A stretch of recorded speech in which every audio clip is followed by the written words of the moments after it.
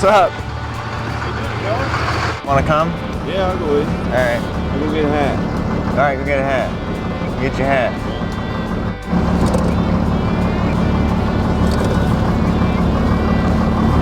We know this truck is on all 4 flats and they won't air up, so we're taking tires off of the 1980 Dodge because same bolt pattern, so they'll fit on the truck we're going to get.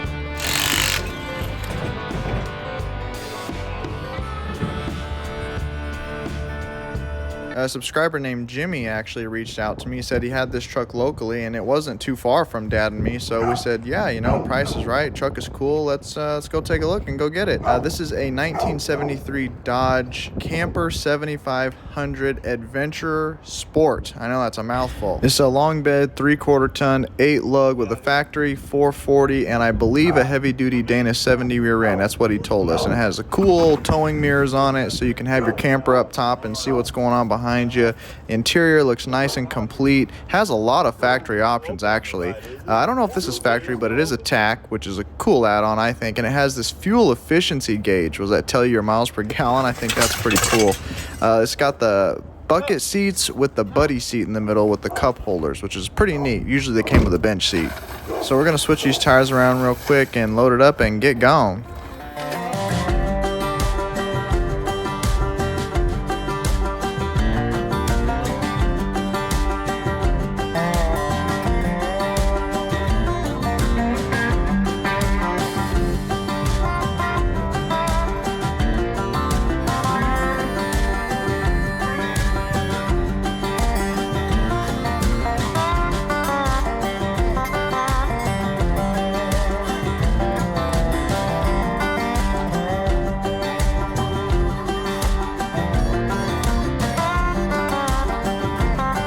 Appreciate it. Thank you, Jimmy. Yep, thanks for coming. Yeah, it's a cool truck. I'm super stoked. Yeah, I'm stoked about it.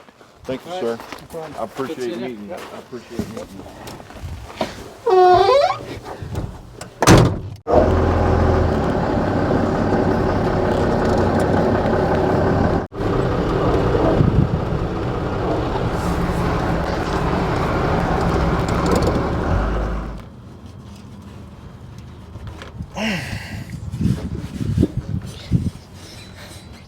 Oh my gosh. Oh my gosh.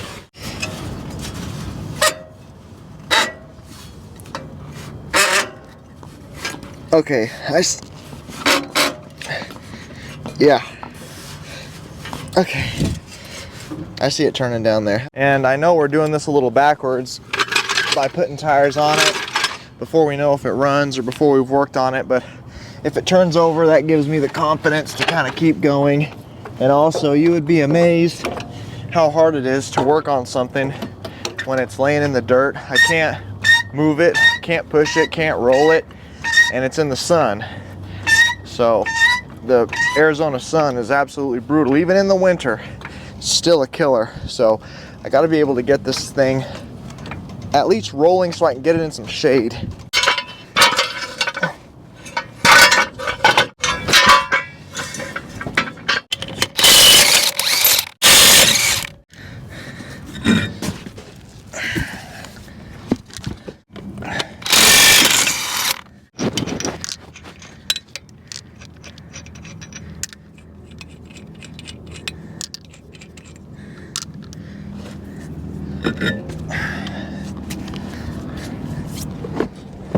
So all the tires look about the same. There's really not a lot of weather cracking, dry rotting, which is what you got to worry about here in Tucson. Tread looks pretty decent. These are from 17, so these are 18, 19, 21, 6-year-old tires. But I got these for a really good price. So 4 tires from any tire shop, this kind of tire, 235, 80, 16, load range, light truck tire, yada yada, is going to be $700 to $1,000 no matter what you do. And 6 of them, forget it. You're talking $1,200, $1,300. I picked all 6 of these bad boys up for $120. I got tire problems coming out my wazoo. Not only am I doing the tires on this 73 Dodge, I also have the rear tires off on our 70s John Deere forklift. Doing these tires too, which will be a completely separate video.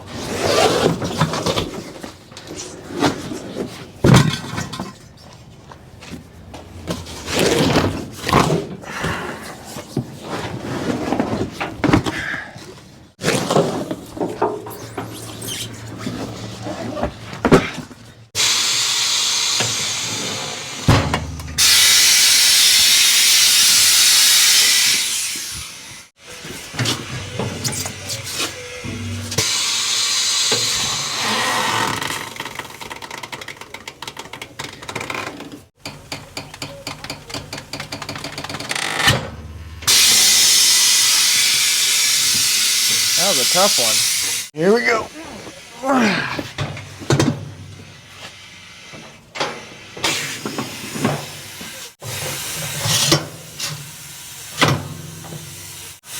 Brake fluid gets more movement on tires. I don't know why that is.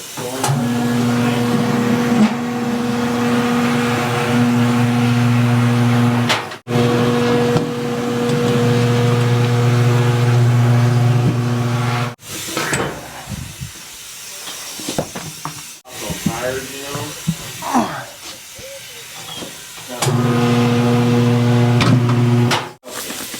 I didn't know that. You know, I guess I never did either. I read it somewhere.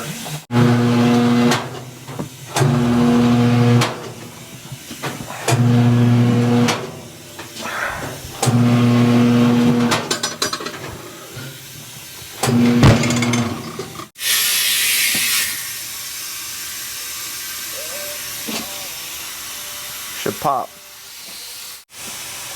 There it is.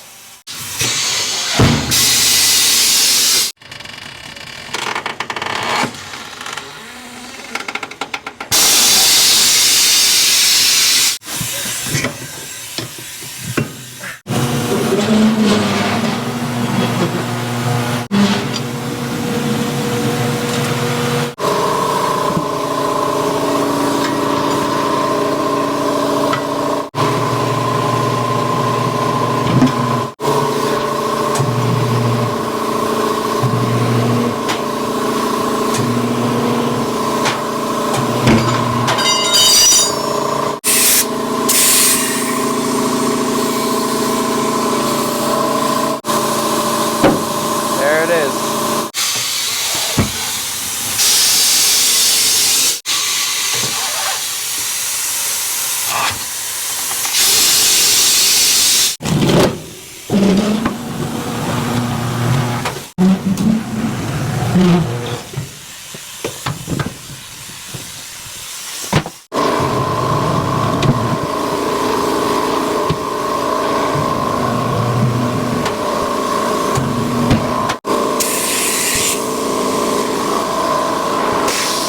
And before I get these tires on, I want to let you know about the sponsor of today's video, which is Top Don's battery jump starter. This is the Top Don Jump Surge 2000, which everybody needs in their arsenal. This jump starter is capable of putting out 2,000 amps, can jump start an 8-liter gas engine or a 6-liter diesel engine. You have your charge port off to the side here, your plug-in for your battery cables, and you also have 2 USB ports so you can charge your phone or any other electronics if you're out somewhere where you don't have electricity.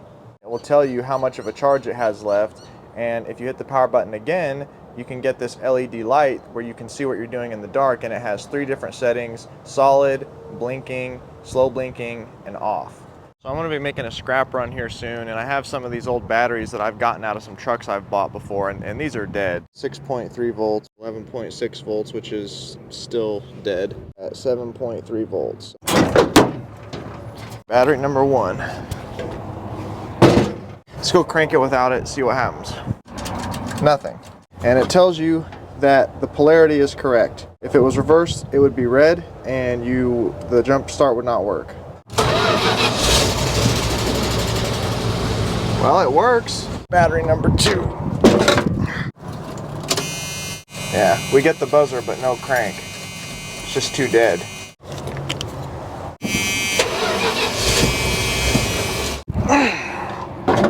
This one looks really thrashed.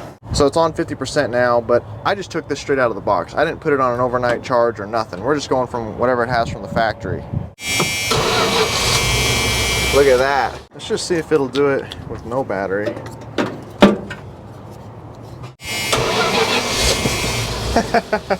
Still at 50%, so that's a pretty tough little jig. The Jump Starter 2000 is usually $99.95, but it'll be on a Black Friday sale from November 20th till the 26th for $69.95. And Top Don's RD-Link 500B, which is a battery checker, tester, code reader, and code clearer, is usually $82.99, but it will also be on sale for $65.99. So make sure you pick these up from November 20th to November 26th. Back to the video.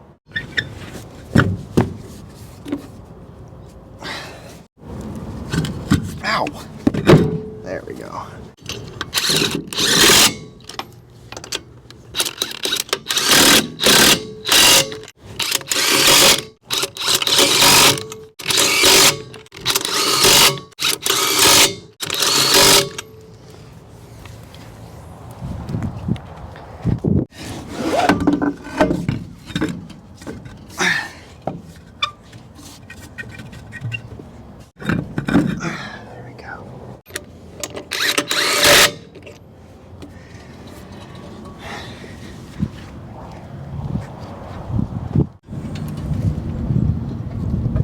Oh yeah.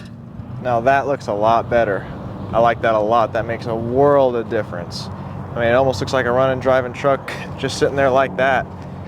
So you can see the tires, you know, up close. They're not too bad. See, there's a little bit of weather checking right there, but the treads are pretty good, and honestly, they're good enough for what we're doing. They'll last for a decent amount of time, to be honest. Totally a good purchase for 120 bucks. Now that it's up on all fours, let's just take a quick look around it. I couldn't really get a big in detail shot. I was trying to get it out of where it was when I bought it. So I don't want to overlook this truck though, because look at how clean it is. I mean, look at the paint, two-tone white and tan. This paint would clean up. This is actually a nice truck, guys. Like, this isn't just a beater. This is a very decent rig. The grill doesn't even have a dent in it. It's got the headlights. It's got the turn signal lenses below it. The bumper doesn't have a dent one in it. It's got the turn signals mounted on the fender, which I think is a really cool feature. It's got all of its stainless trim. It's got its wiper blades. It's got the doors and the windows. None of it's even cracked. It's got these cool tow mirrors on it. It's got all of its trim. You know, every single piece that's missing is a fight to get if you don't have. Even the signal lenses are intact. All the way down the side, there's not a dent in it. I mean, look how straight it is. And I know that you guys in the Midwest and in the East are just screaming right now, because look at this. There's no rust. There's not a rust hole in it. Look at that. Look at the tops of the wheel wells, and the fender wells, the rockers, the doors, everything. This truck is clean as a pin. It's got the toolbox. This has got to be one of my favorite features. It's got the toolbox right here, totally intact, not all messed up. A little bit old, but hey, not a big deal. It's got a jack in there. And you know, I don't know why they don't put toolboxes like this on every truck, because the well right here where the bed comes down is always wasted space. I don't know why they didn't put toolboxes on all the trucks. Again, all the trim going up to the back, all the emblems, everything. These aren't the correct rims though. These are like 90s Dodge rims. Somebody's put those on sometime down the line. It's got this really cool camper shell on it that's not in bad shape. Actually really, really good shape. Tail light lenses, bumper. Yeah, this truck last registered April of '98, hasn't ran since then. It's 25 years. So I was 1 year old when they parked this truck. I went through elementary school, I went through preschool, I went through middle school, I went through high school, I went through college, had girlfriends, got married, all while this truck was sitting. All while it was parked, doing nothing. Again, check out the bed. Absolutely immaculate. So happy with this. Let's just take a look underneath. Clean as a pin. The definition of clean. I mean, wow. Again, coming around to the other side, we got the same thing. I can't even find a dent in it. I can't even find a ding. And I know it's got the extra tank cap right here, but it just leads to nothing. So maybe there was at one point and they took it out or what, but there's no extra tank in it. This is the tank. Coming inside, it's got these cool running boards. Don't know if that's factory or not. The trim for the door panel is in the truck I saw, so I do have that. Again, we got all of our gauges. It says it has 23,200 miles on the odometer, probably 123,000. I know the needle's covering it, but it does say 23,000, I believe.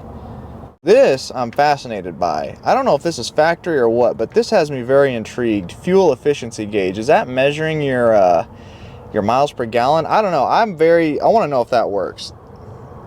It's got a tack on it, and it has like a horn. It's like an extra horn. There's a big horn under the hood. It's an automatic 2-wheel drive. It's got a CB in it. It has air conditioning. I mean, it's got the friggin' works. Radio, cassette player, and the guy's got all his cassettes. You know, right here. Let's see. RCA.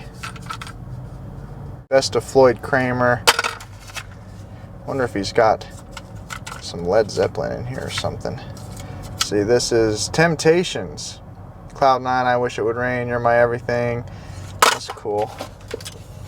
Another one, Chicago 19.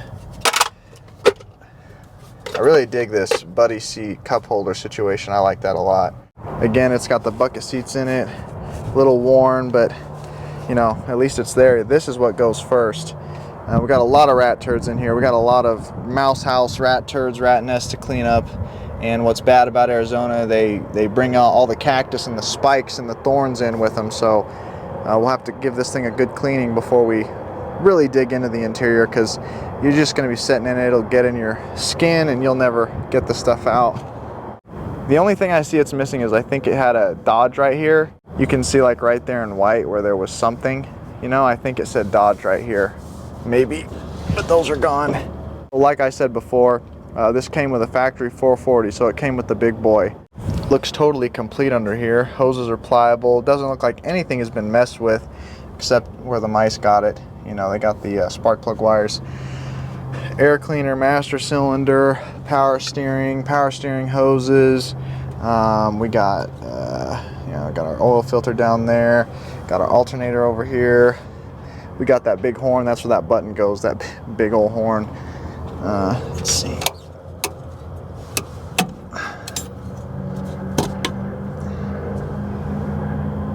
Does have some brake fluid in it. A little bit. Let's check the oil. Yeah, there is some oil on the dipstick. A little bit. Looks like it has a 4-barrel on it. I can't tell if that's a... I can't tell what kind it is, but it's got a 4-barrel on it. Looks like someone's added a few extracurricular fuel filters to it going to the carb. Let's see what the transmission, what it's looking like. Yeah, it's got tranny fluid.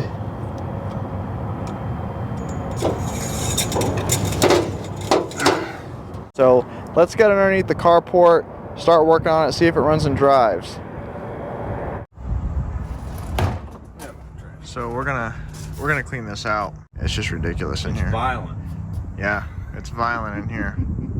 Now, they bring all their thorns and thistles with them.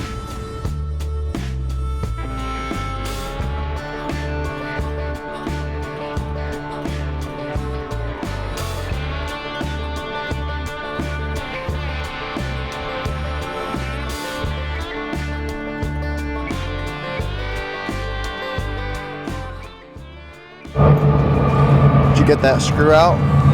Oh wow. Dad and me have came to the conclusion that this truck is so clean and so decent that this carpet's obviously not savable. I mean, it's permanent. This is where the floor mat was, and the floor is clean there, but you know, if you see the rest of it, it's completely stained from all the mice feces and pee and everything else. So we're not even going to waste our time vacuuming this out and meticulously going over it and trying to whatever. We're going to take the seat out of it. We're going to take the carpet out of it, just roll all of it up, all the turds in the carpet, take the carpet out, and I'm going to order a carpet kit and put another carpet kit in it. Petrified. It's got so much crap in it that it's, look at that, it don't even have any flex to it. Yeah. Here, where's your trash?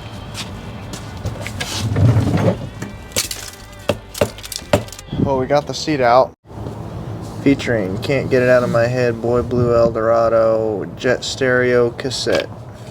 Yeah, dude had a lot of cassettes. I cleared out a lot of cassettes, probably like 12 or 15 of them in the seat and in the little buddy seat there. Oh look, more more cassettes. Dude loved his cassettes, man.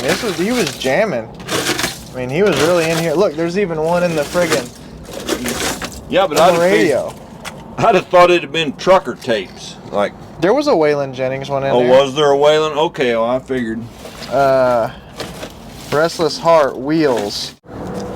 And another cool thing about this truck is, remember how I was saying how this This tank didn't lead anywhere. This gas neck didn't lead anywhere. It was just this one. But if you look, it's got this one, but look at that. It Y's off and it goes down here, and there actually is a second tank down here. So, isn't that kind of cool? He also had some air lines running in here. You can see these, and he had an air horn in here somewhere, and he had a air tank right here. I don't know where the compressor is for it. I have yet to see that. Kind of cool though. On a nickel.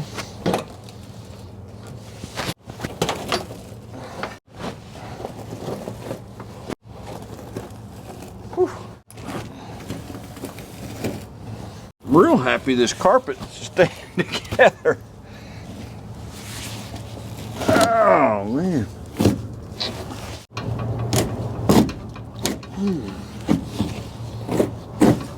There we go. Save that floor mat. Take that floor mat out of there. Just take it out of there. Grab a hold of that thing. I'll pressure wash it. There you go. Look at the stripe on it. That's cool. That's 70s.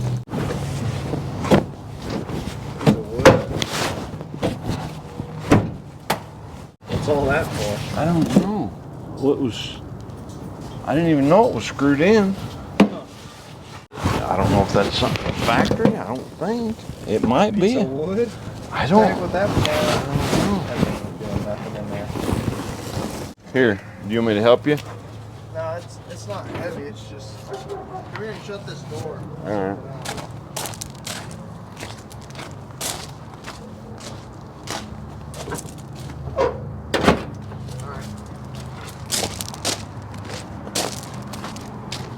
Alright, so the carpet's out, the insulation's out, floors are cleaned out, and it looks pretty dang good in here. The floors are pretty intact, which is amazing.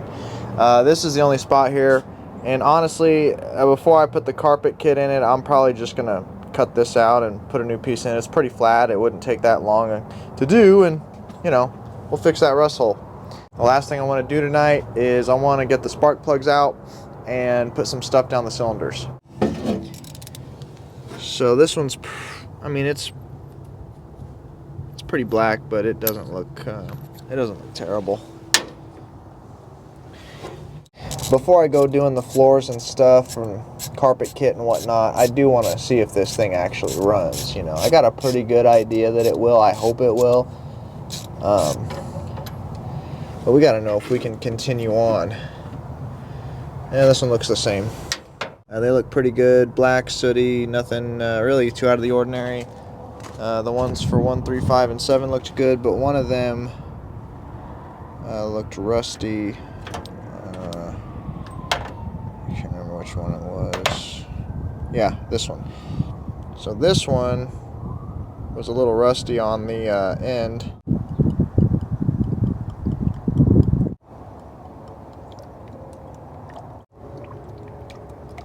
Five,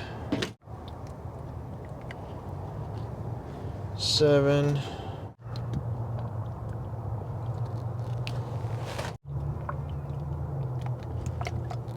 4,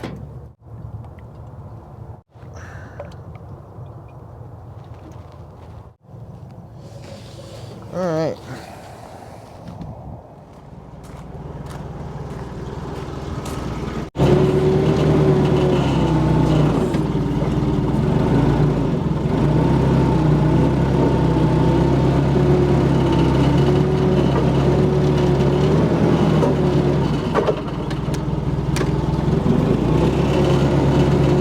That's it.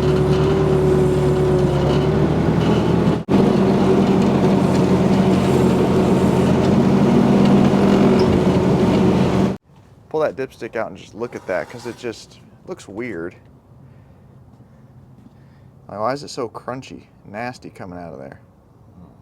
It's like I was telling you, it didn't look right. I'm just looking at this truck and I just wonder if it's been stored with the hood up. I mean, because look at the way those wires look. I mean, that's not generally the way a wire looks when it's been sitting with the hood closed. You know what I mean? It looks like it's sunbaked. Yeah, I don't know. It's neither here nor there. It don't make any difference. They might have done that to try to keep the mice out.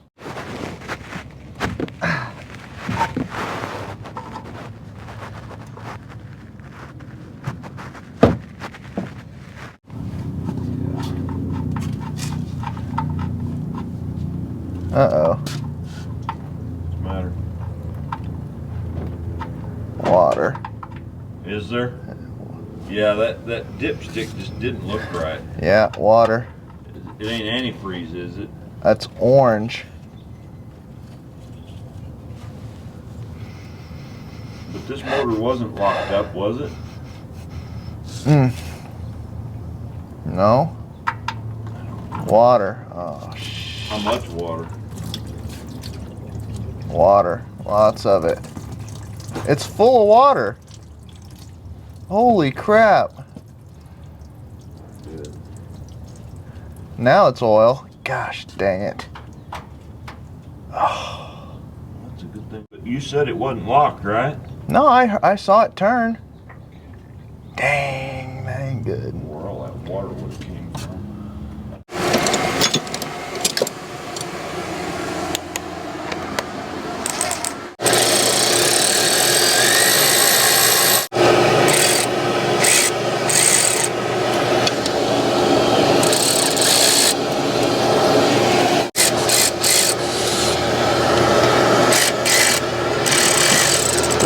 Well, here's the deal. You still want to keep going forward because still, I mean, you still want to roll it over and see if you've got compression.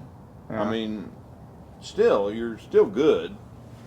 Well, we've made a discovery.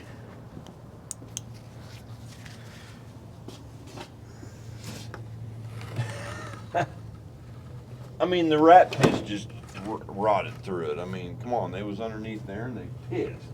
You can see the push rod in there. I shouldn't be able to look down in that motor and see those lifters and push rods in there. I mean, that's the motor. That's the engine inside. That's the engine. That's inside the engine. You're not supposed to see that kind of stuff. No. For sure. I'm sure of it.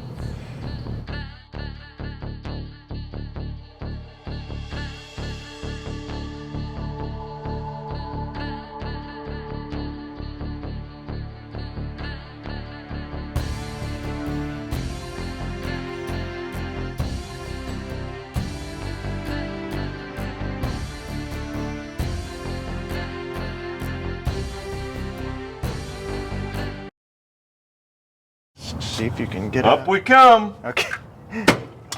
Oh, there it went. I saw it. I saw it. I don't know, you might have to take them bolts out of there because they're going to cock it in there.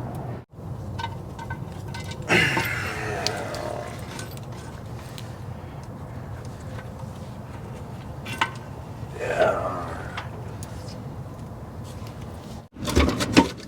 There. Oh, it's up. I just gotta. I'll hold it.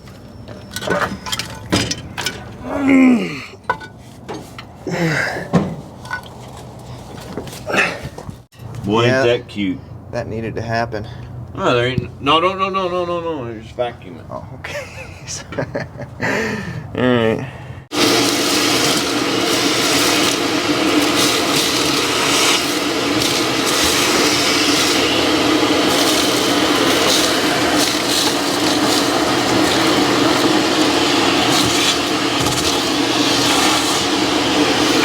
Hold on.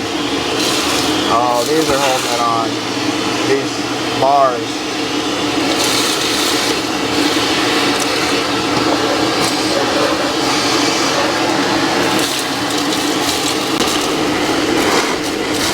There you go. What's the camshaft look like? Look beautiful.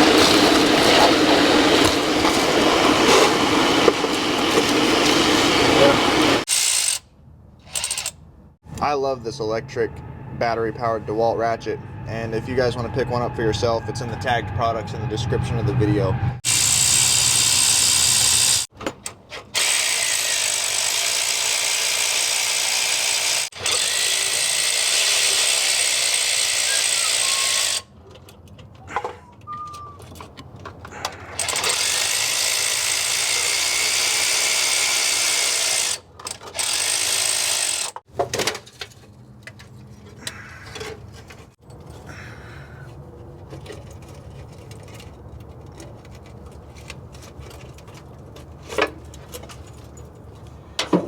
I mean, honestly, that's not bad. I mean, that's pretty clean.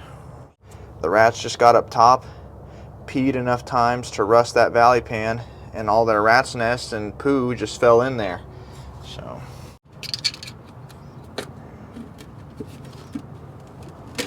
there you go. Oh, look, we might be able to get that bolt out of there. Just start spraying it down. Huh? What bolt? That broke. What? Yeah, I wouldn't want to remember it either. What bolt? Oh, the one I broke? Yeah, there's one of the valve cover bolts broke. At least it's high enough where I think we could actually safely heat it.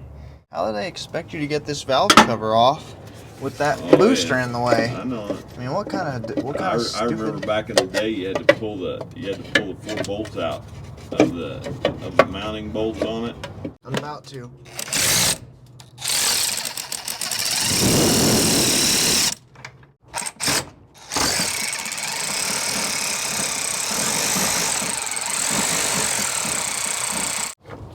Dad, can you hand me a regular 3/8 ratchet? Regular 3/8 ratchet? Yeah.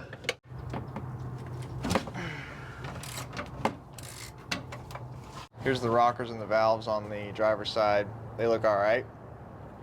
So I want to tap on them, see if the valves are stuck or not, and then maybe we can actually put a battery in it and rotate it.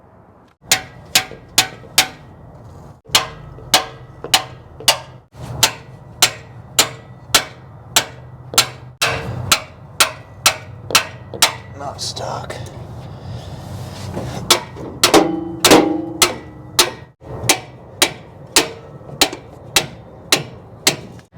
Everything needs to become wet again.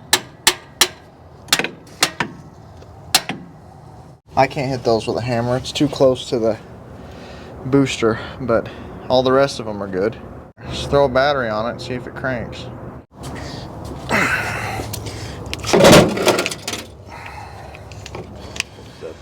This is the negative. Sure? Yeah, that's for sure. So be careful. Anything could happen.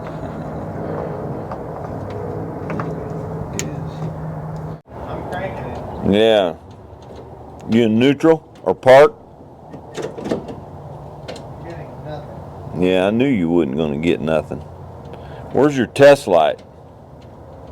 Need to find out where all we got volts. Got nothing. We got nothing.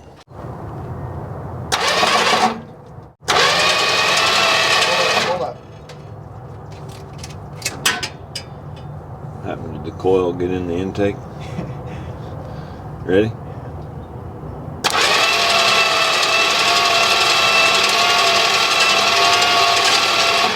This one ain't doing jack. Watch that one.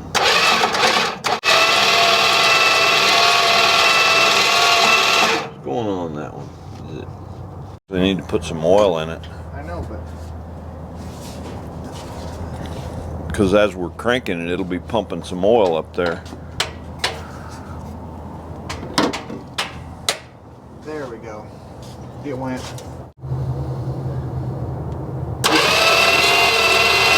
See? It's stuck again.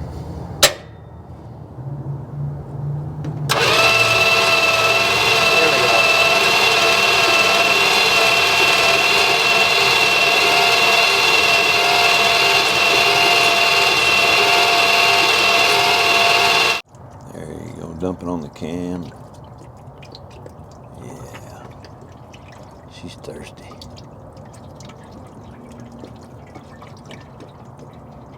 Yeah. Yeah, it needs it.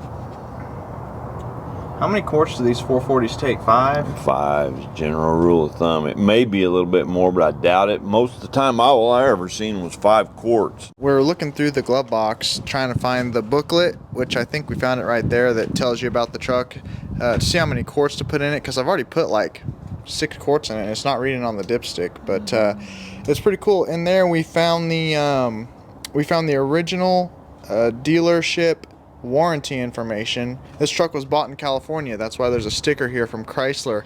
that says the California exhaust emission standard. So, and this was a California truck, so this truck had to be up to California emission standards. That's why that sticker's on there, which is kind of interesting. So this has been a West Coast truck all its life. 6 quarts, and then add 1 quart for the filter change. So 7 quarts. Maybe, yeah. I mean, but this is a 400. They're not even showing a 440 in here. I wonder if this is a 440. Dad's spraying some PB Blaster down the intake tubes. It'll get on the valves and whatnot. I'm gonna just put my thumb over the holes and we'll jump it and crank it and see if we have any compression. Real good, That's real good. Okay, go ahead.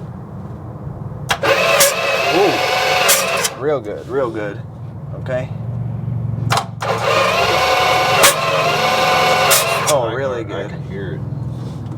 All right, go ahead. Yeah, go ahead. Oh yeah, that's really good. I can hear it. Yeah, it's good. Oh, really good. That's a killer. Yeah, that's really good. Go ahead. Woo! Man, that's killer. That snaps. Good stuff. All right, I don't know if I can get the back too. Maybe, can you reach them? Yeah. Heck That's yeah. good. Wait a minute. I'm not getting anything. Alright. See, it's working. It looks like it's coming back out through that intake. Are you, do you have your finger fully over it? Yeah, I should be getting something.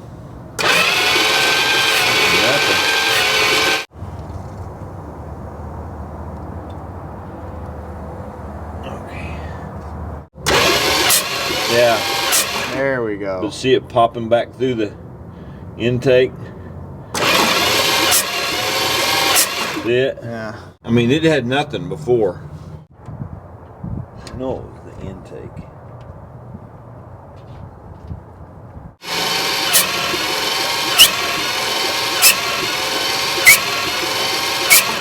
It'll probably give it up once we run it. Well, I mean, what else you gonna do? Yeah. Dad's got the oil filter off down there, and we're gonna see if anything's coming out, because it's not. You ready? Yeah.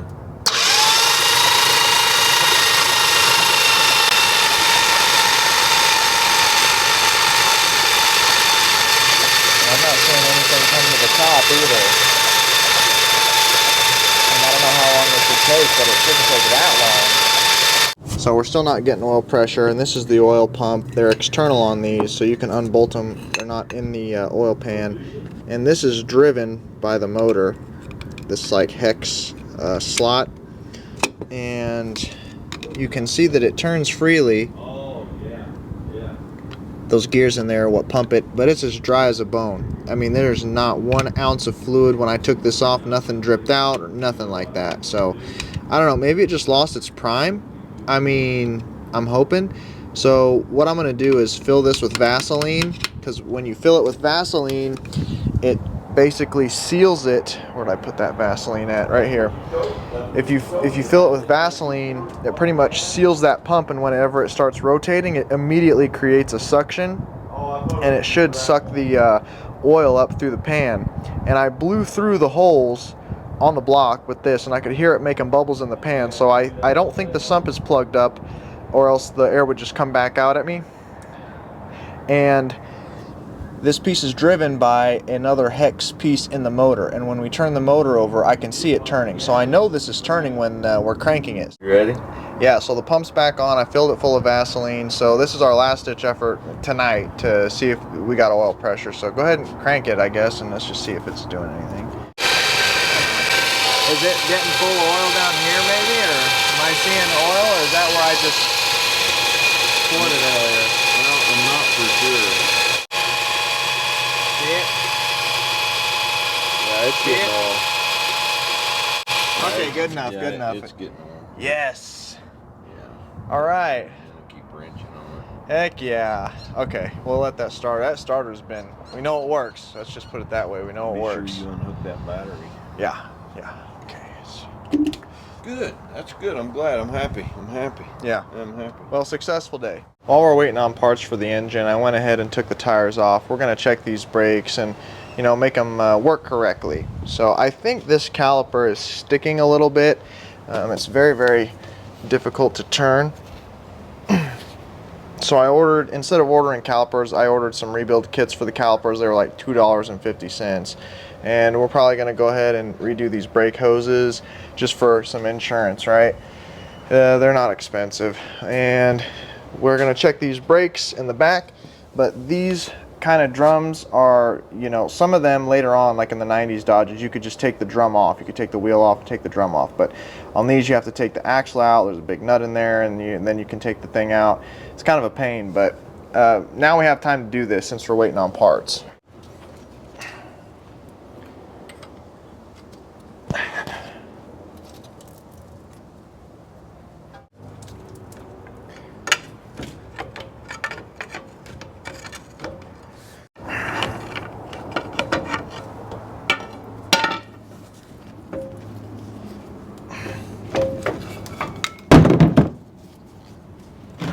These pads look about 50%. They still got some life left in them. See how this one spins freely? The other one was going to give us problems.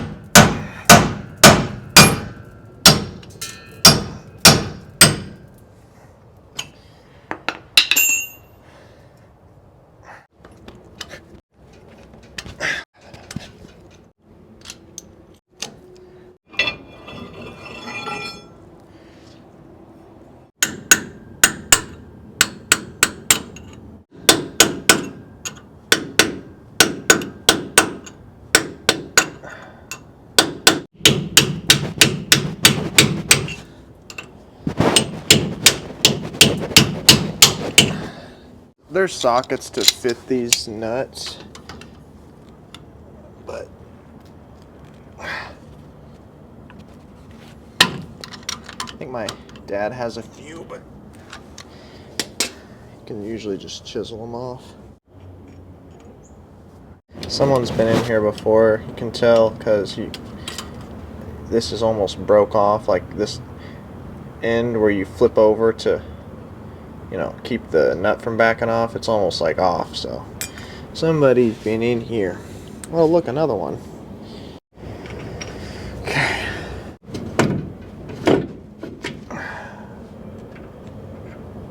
It says USA right on the bearing. That's what I like to see. Yeah, this bearing is in great shape. Great shape. Race in there, I can feel it's nice and smooth. Yeah, this is in good shape. Alright, moment of truth. Let's see what those brakes look like.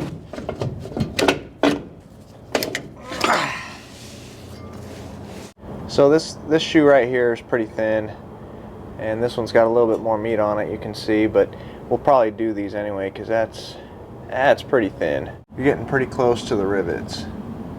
So, and the wheel cylinder is not leaking, so we'll probably put new wheel cylinders on them anyway. They're not expensive, and it's a really good measure to do.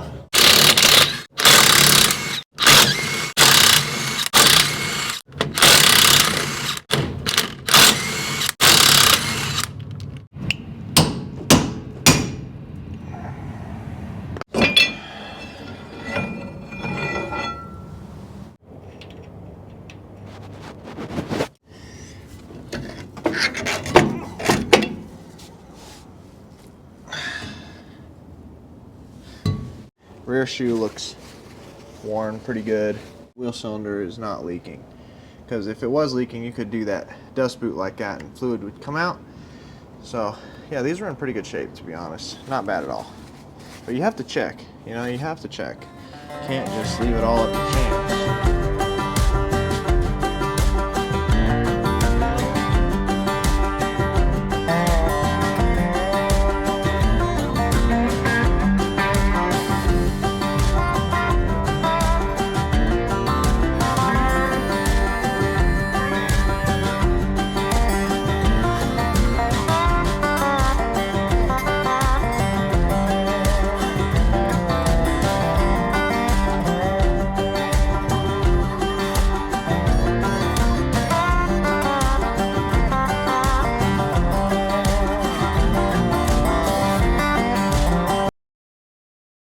So here's the master cylinder.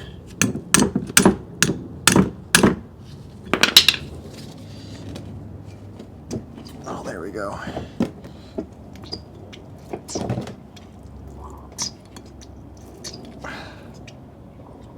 Yeah, the master cylinder was working all right, but you want to check all this stuff because look at this. So if you would have took those brakes apart, you would have looked at them and you'd have, you know, took the boot off a little bit and saw that it wasn't leaking, you'd have said they're good to go. Well, these look perfectly fine, but these cups, look, if I try and press them, they should move in there freely, and they're not. So these are frozen up. You can see I'm getting a little bit of fluid out of them, but these are seized up. But to the naked eye, they looked fine. This one's moving, you know, as fluid comes in, and it's trying to escape out of the cylinder, and it pushes this cup out, pushes the shoe against the turning drum, and that's how it works, goes in and out. Well, this one is seized, and this one's moving. So you would have, only one shoe would have been engaging, and you'd have burnt up one shoe, and you'd have had to do the brakes anyway. So there you go.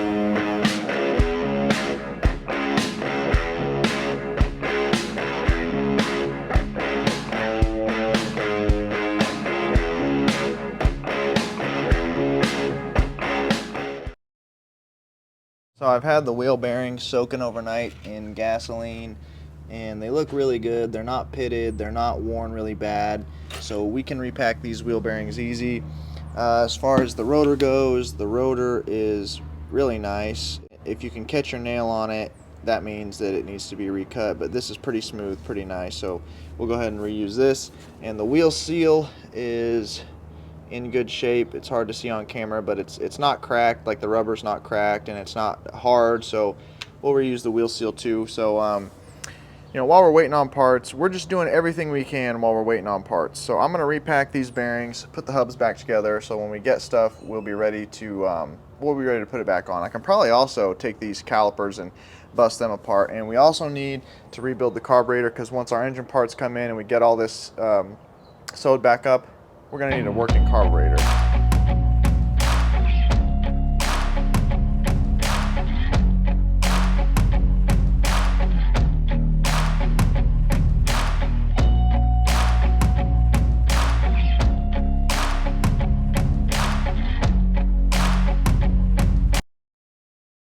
So the hubs are back together. They roll nice and easy, greased up, everything's nice in there. So now we're gonna move on to the carburetor.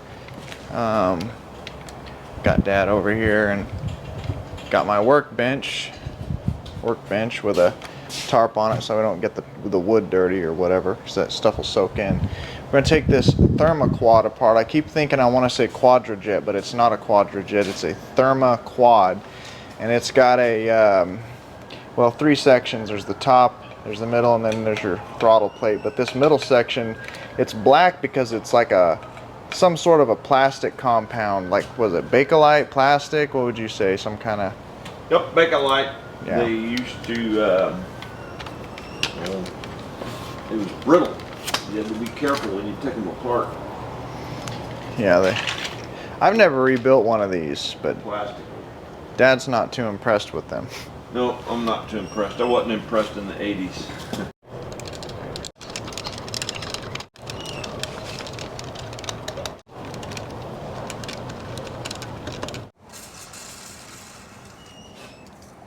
So we already broke one of the idle mixture screws trying to take it out because it's so rusty. We're just not really sure, you know, if we're going to use this carburetor at this moment because it's really in bad shape.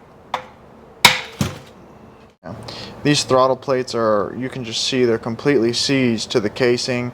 This casing, because of the moisture that got down in the motor, you know, it would evaporate and come up through the carburetor, and maybe it had, I don't know if it was the rats. I think it was just the moisture that got in the motor. Pee. Could have been pee, could have been moisture that got in the motor, but it came up when it evaporated through the engine, and it seized these throttle plates to the case. It's deteriorated the base of it to it's pitting, so it might not even seal well if you put it back on. This Bakelite middle plate, the throttle is completely seized. So we could spend a day or two trying to rebuild this overcomplicated carburetor that was never very good in the beginning, just to get done with it and have a subpar, not well built carburetor in the first place. So I think I'm going to just call it quits on this and put something else on it, because we're just wasting our time. We're just spinning our wheels. It's not even good to begin with. Getting these things to separate, and I've had them crack, I've had them break, and oh my God. Chrysler knew it, you know, they knew how they was. Why they did this, I'll never know.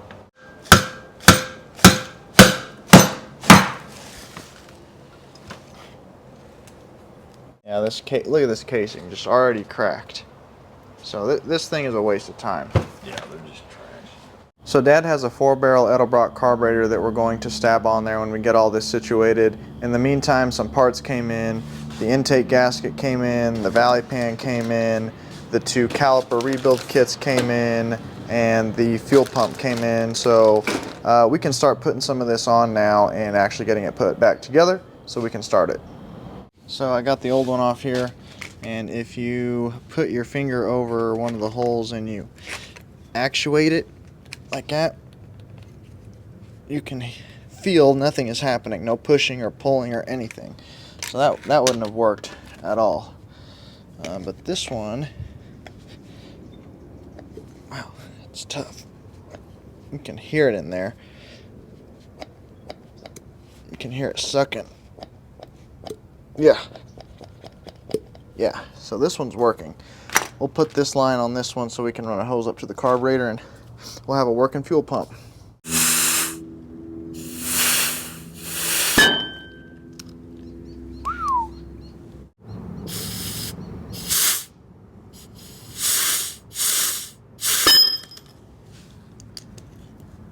I don't know if you're supposed to do that, but When you put these in, the new ones, yeah. you clean these up real good, but you take and you got to roll that piston in there around the edge of it with your finger, and you got to touch it with air, and then that lip will flip, kind of bloom over the top of it, and then you can push it in. You got to be real careful when you do it, Because the air could bust that piston out and hurt you. yeah, you know, you got to use your head. You know, you just use a tad bit of air.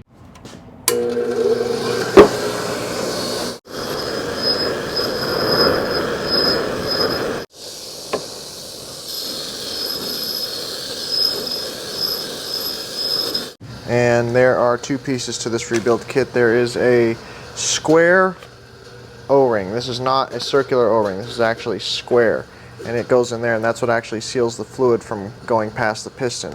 And then there is this, which is the dust boot that goes on the caliper housing and rides on the piston, keep dust from going in. It's sort of like a wheel cylinder where you have the cup, you know, that holds the fluid in, and you have the dust boot. You're saying, where's the O-ring at? Square O-ring, whatever you want to call it. It's right here. Pulls out. It's actually still pretty good shape. Get in there with the pick and just, there's a little bit of crud in there. Not a lot though. This is a pretty clean truck. Like, this is just normal stuff, honestly. I haven't run into anything that's just insane. Our new square O-ring can go in. Cool. Just sort of work it in there, I guess.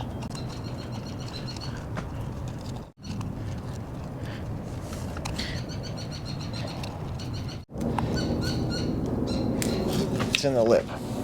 Shove this piston in there. Ooh. That's got a lot of force.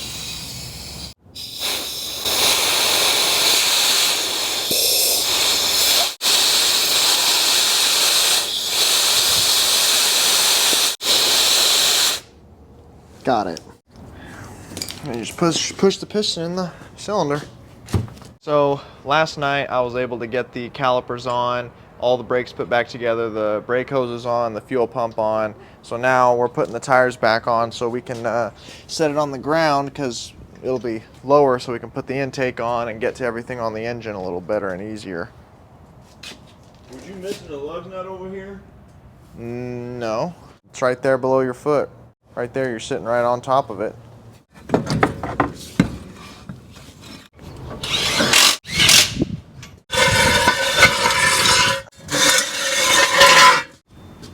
What sure generates a lot of trash, don't it?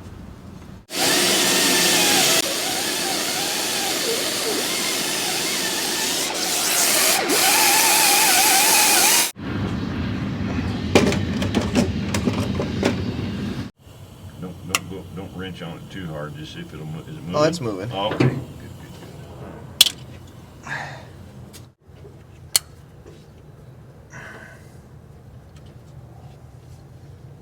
There it is.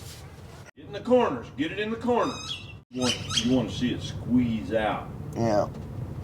I'm gonna put a thin layer on the gasket. Just a little bit. I just smear it with my finger. The magic piece.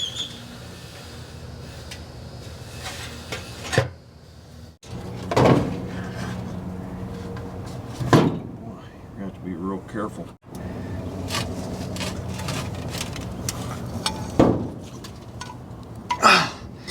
Man, what? Don't be rubbing it.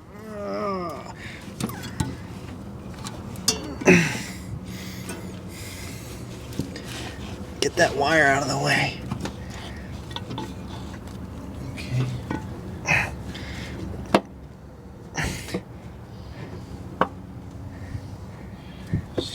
All right. It's Those on. are bolt holes. Yeah, I lined them up. This one.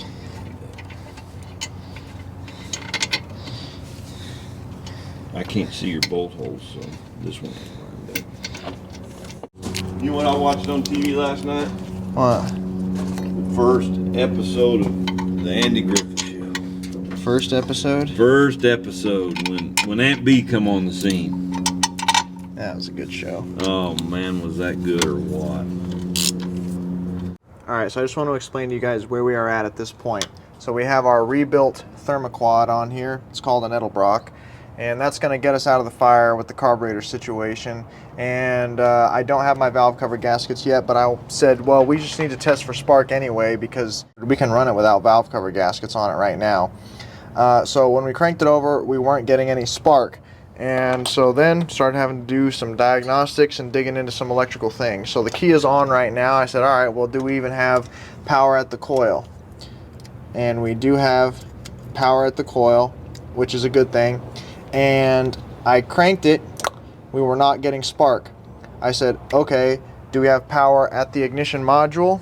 Because something interesting about these Dodges is that in the early 70s, everybody was points. So GM was points, Ford was points, but Dodge, I think, was like the earliest one to adopt electronic ignition. So this has an early version of electronic ignition. It does not have points. So this boot right here connects to this ignition control module. It has an ignition control module, and two of the prongs are supposed to be getting power. So this one is getting power and this one is getting power. So you can see boom, boom. And so let's see, 1, 2, and 3. Yeah, getting power. The other two are not getting power. So we have power at the ignition control module. We have power at the coil. So everything checks out there, but we were not getting spark, and I'm like, what the heck's going on? So it's either the pickup coil. There's like a magnetic pickup coil inside the distributor. The cap is off. It's right here. Or it's the ignition control module. And so we're kind of doing some troubleshooting, and I put this ignition control module on for testing purposes from the 1980 Dodge. This is the one that was on it. Boom, right here. And we put this ignition control module on it, plugged it in, and we did get spark. So I got a new module coming into O'Reilly right now, and I can put that module on, put this one back on the 1980 Dodge, and everything will be good with the world. And while I'm waiting for that new module to come in, I do have some spark plug wires that I had to buy. And I got the distributor cap on, and I believe I've read that, okay, well, we turn it over to top dead center anyway, so I'm pretty sure I know, but I also read that this is number 1, and it spins counterclockwise, right? So here's your rotation this way, counterclockwise, so it's going to go this way. And the firing order is the same as a small block Chevy, right? 1 8 4 3 6 5 7 2. So we will go 1 8 4 3 6 5 7 2. That's how we will do it, boys and girls.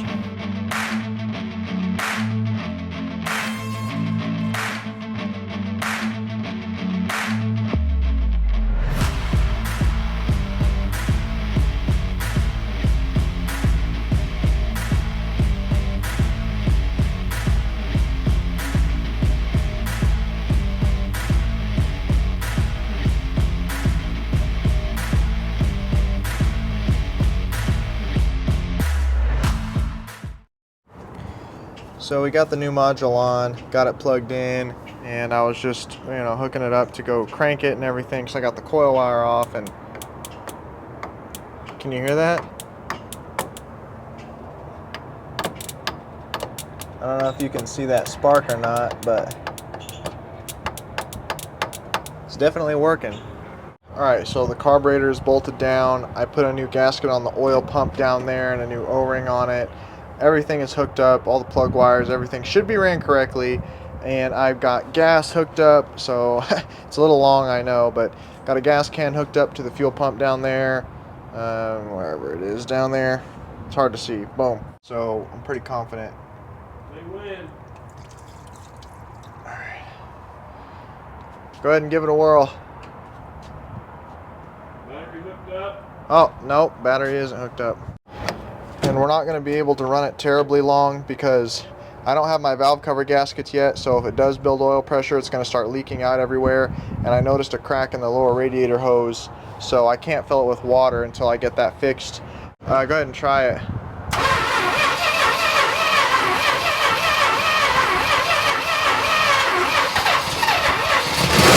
Oh! I shut it off immediately.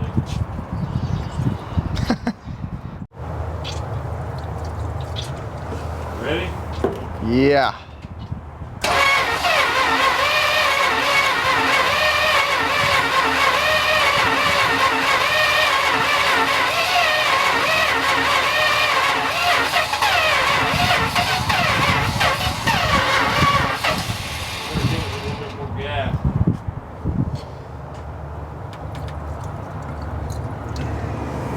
Ready? Yeah, I'm ready.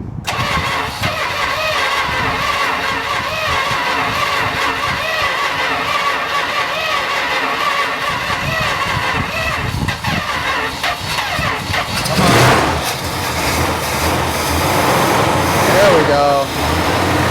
Wow, that sounds good.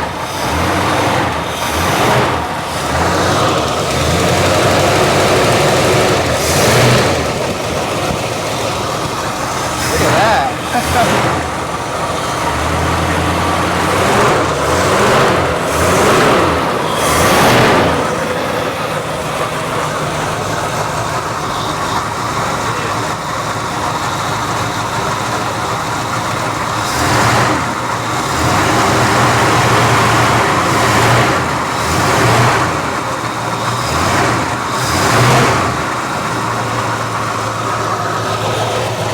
Yeah, it's building oil pressure.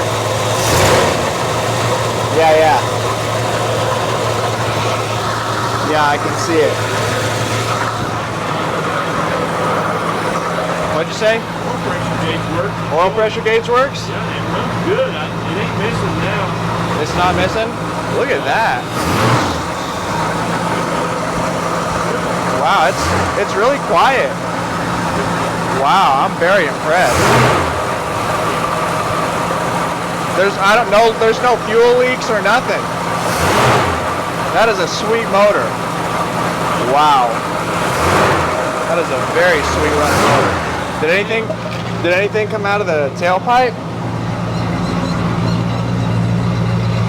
Let's see, where is the tailpipe? Oh. Yeah, a little bit. Listen to that. Holy crap. That is a very nice running engine. I'm very impressed. I'm not going to run it real long. They just truck runs good. Let's see if it'll start again. I mean, did any of the other gauges come on? Alternator? I didn't see the alternator charging. You know what? Let me put a gauge on it. Hold on.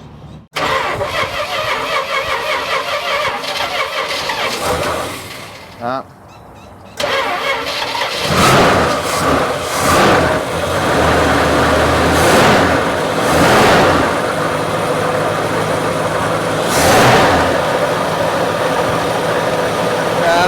don't think it's charging.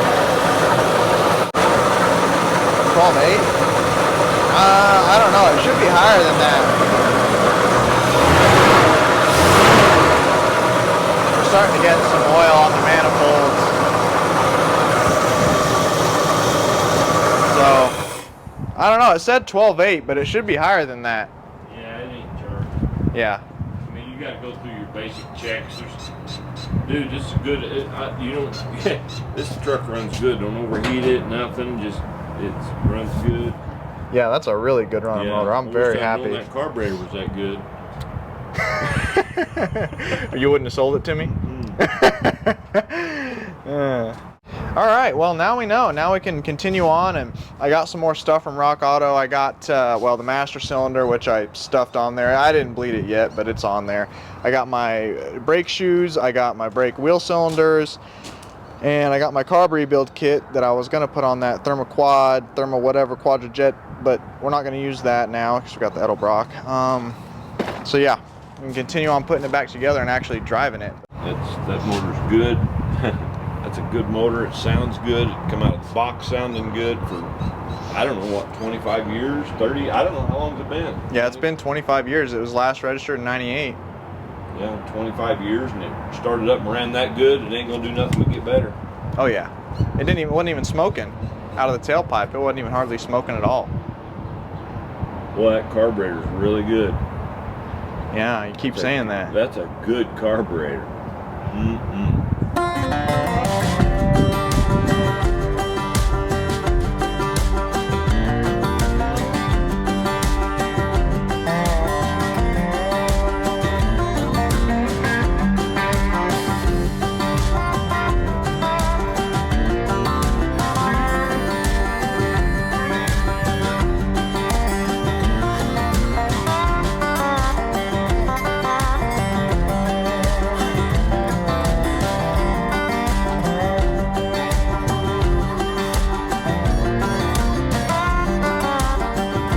Back brakes are put back together, the axles are in, everything is siliconed up, got the tires on, got it set on the ground, all the hardware inside the brakes was good, the drums looked really good. So all we got to do now is actually bleed the brakes. I think we're about ready for that. I got to bleed the master and then we can bleed the brakes. But what I want to do today is put the valve covers on because I got my gaskets and I got my valve covers, and that'll make it to where we can run it so we don't leak oil everywhere.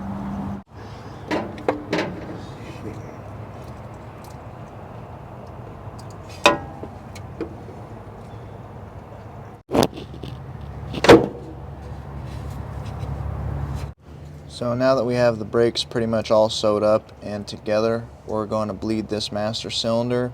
Then we will bleed the brakes, and then we should be able to take it on a first drive. Ready? Yeah, go ahead and start hitting the pedal.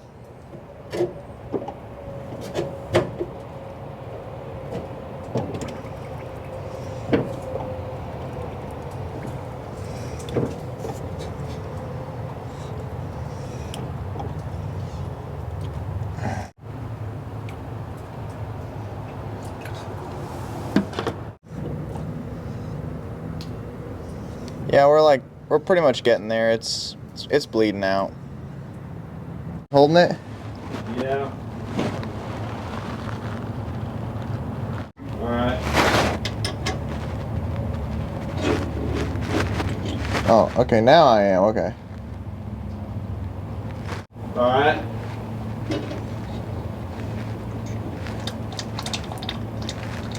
Yeah, now we're starting to get some brake fluid. Go ahead. All right.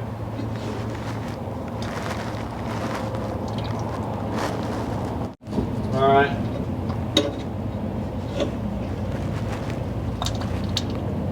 Still air. All right. There we go. Alright. Brakes are just a dirty job. All right. All right.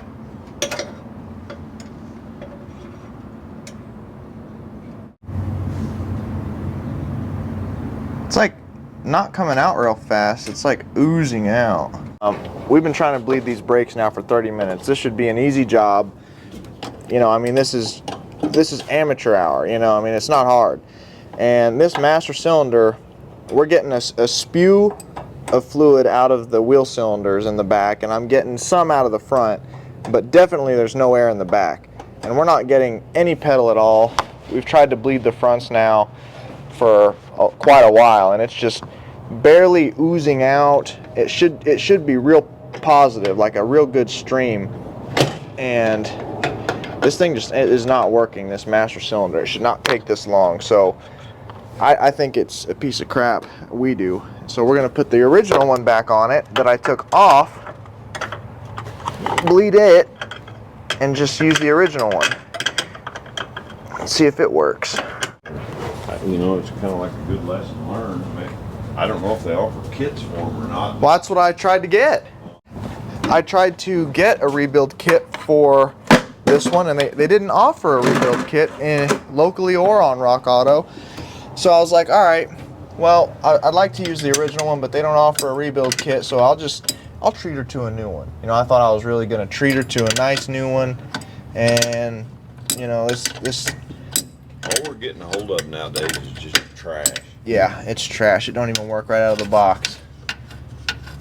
This overseas stuff it's just a waste of time. It's not even worth the box it comes in. Watch, I bet you we put that old rusty one right there back on it.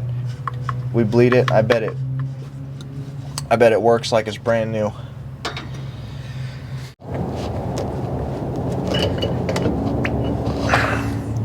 You need to hold that. I'm gonna just pour. Don't hold it by its cap. I had this master cylinder out in the metal pile. I was gonna throw it out, you know, which I should have learned my lesson by now. That, you know, the stuff. What? Well, don't throw anything away. One. Right. Until you're done. Until and you're see done. that everything works. Right. But you know. Someday.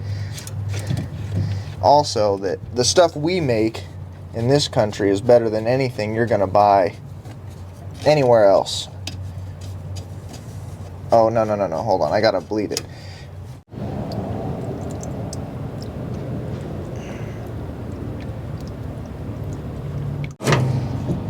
Yeah, that master cylinder it's sucking the fluid down. It's pumping the air out. I mean, as much brake fluid as we pump through that thing, you may be able to leave it right there at the master cylinder once you get the lines up. So we put that old master cylinder back on it, and immediately, you know, look at that. Immediately got pedal. It's ridiculous. You have to reuse that old original stuff, but it's better anyway. I mean, honestly, it's just better. Let's just see how much this thing is leaking.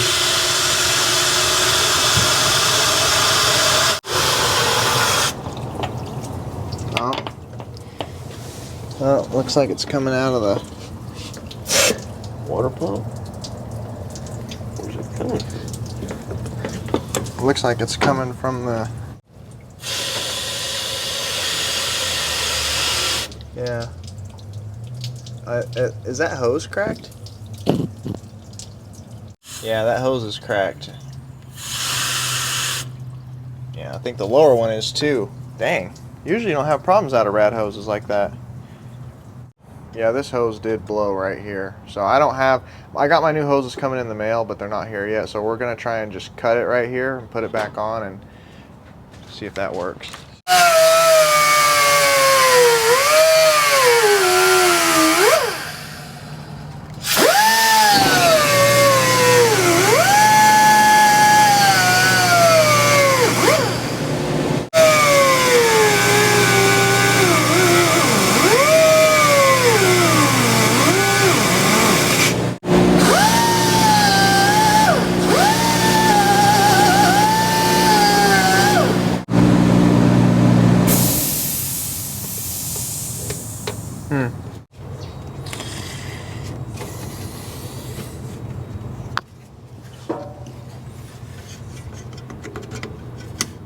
Radiator hose at a slow drip.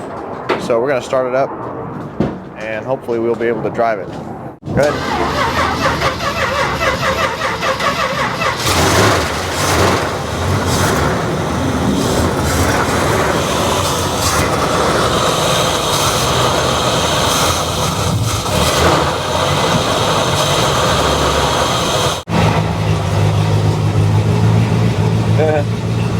Wow.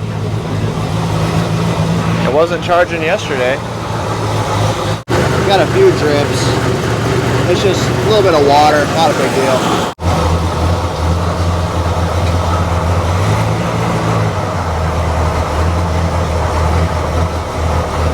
All right, we got reverse.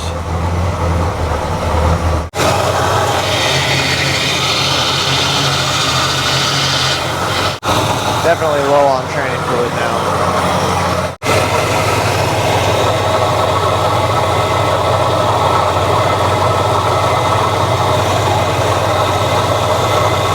Dumped a little bit in this steering.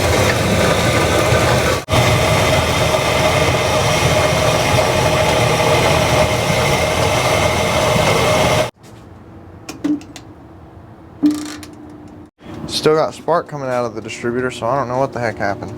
Might want to check the spark at the spark plug wire. I did. Oh, you did? I pulled one of the wires off. Okay. It's getting spark to the plugs.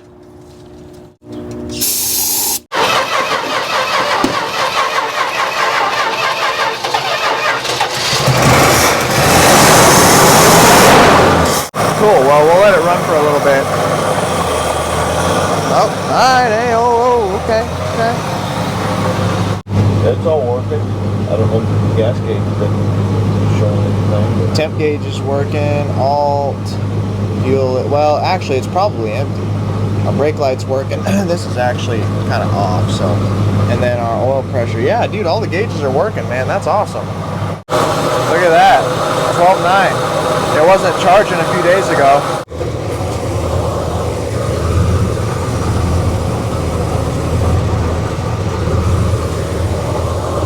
Get in there and pull that little knob up there.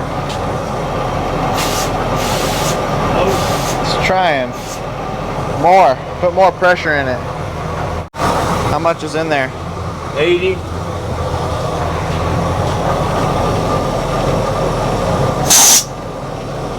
Oh, did that hook? Yeah. Yeah.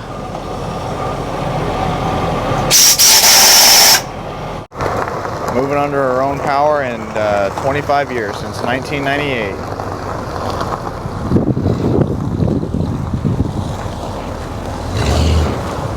Oh. Second.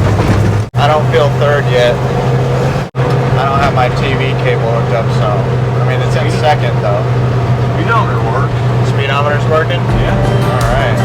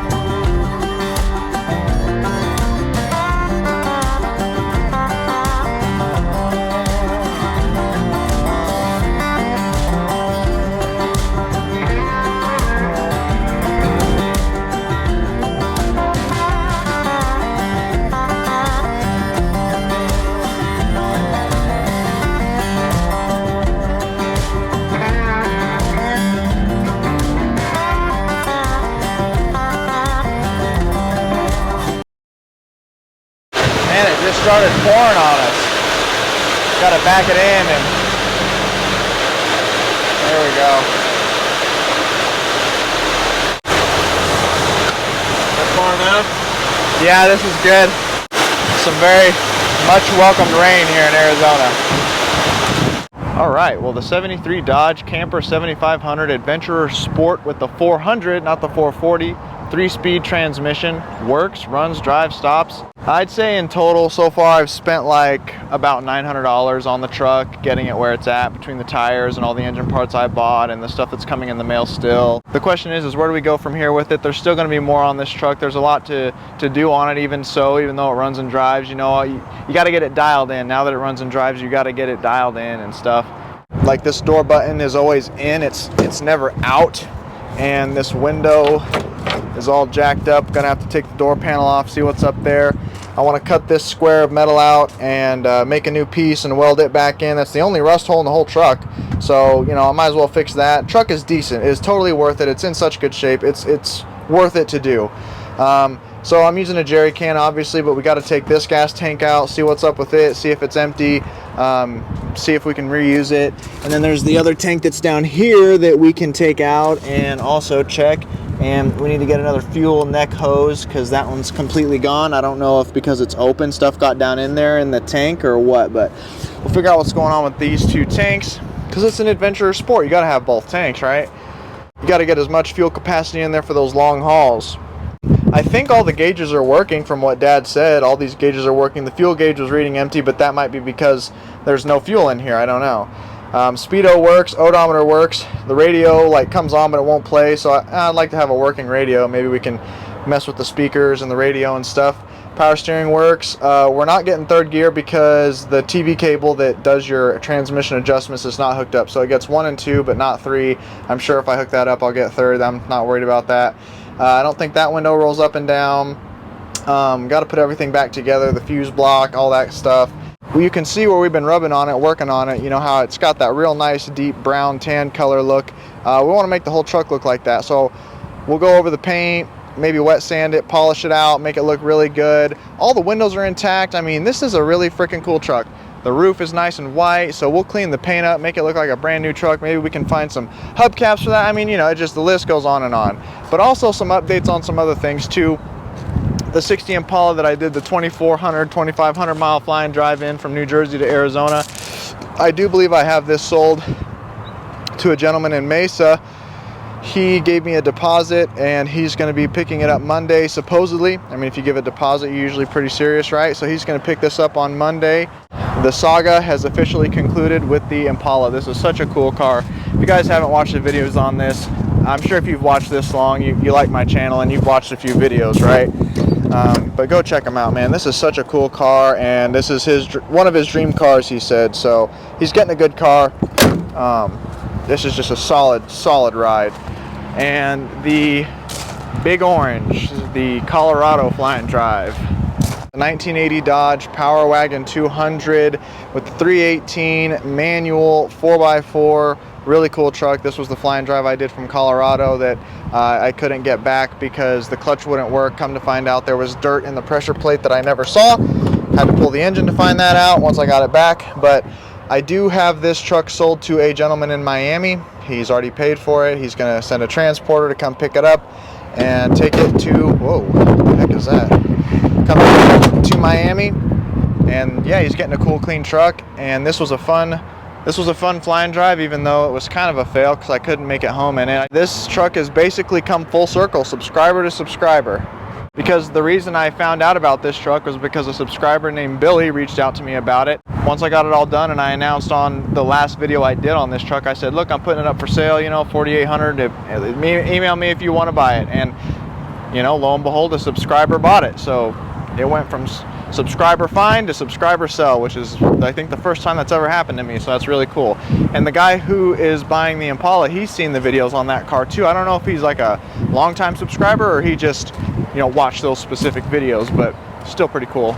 So make sure you're subscribed and turn on the notification bell because the next video I put out is going to be another continuation on this truck. So like always, guys, I appreciate you guys watching so very much. But anyway, guys, we'll see you in the next one.